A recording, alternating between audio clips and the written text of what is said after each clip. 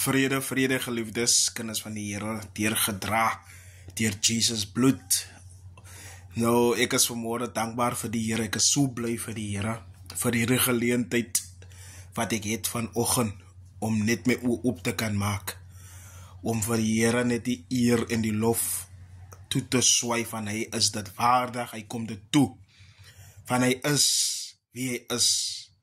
Hy sê ek is wie ek is. Dit is in sy woord, sy naam is wie ek is. So dankbaar, dierbaar is vir hierdie lieflike dag, die oogies blink. Ja, nee, ek is nog gesond. Dank die Here vir elke dag, vir dit wat hy doen, vir ek en u. Ons is dankbaar, of het nou goed gaan of het sleg gaan. Ons is nog altyd dankbaar vir die Here, van sy goedertierenheid, is tot in alle ewigheid. Wie op die Here wag, kry nuwe krag. Net die gedagtes, kinders van die Here. 'n Mens kan maak wat jy wil. Jy kan probeer om die skrifte te gebruik, om jou ding toe te kan maak.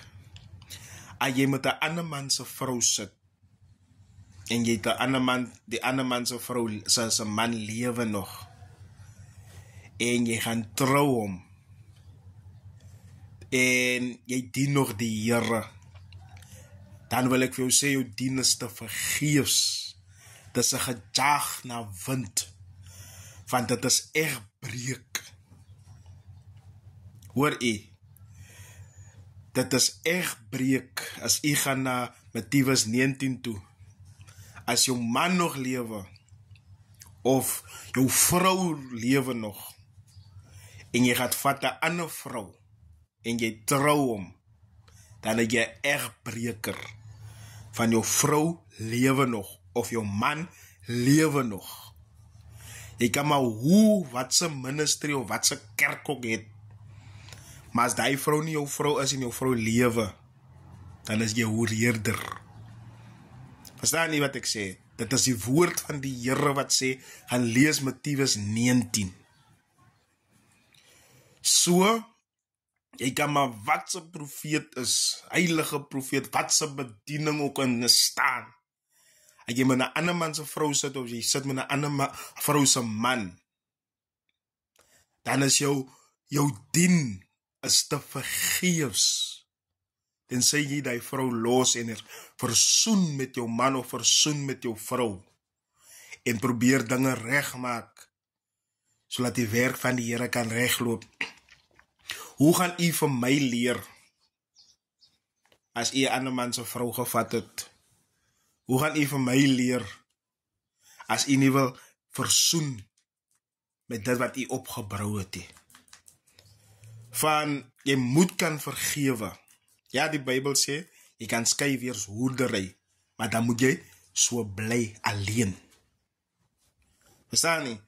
So, of versoen met jou vrou, of versoen met jou man. Nou, baie wil nie sulke dinge hoor nie. Hulle wil doen en maak en doen in die kerk van die Here soos hulle wil, soos dit vir hulle goed vind.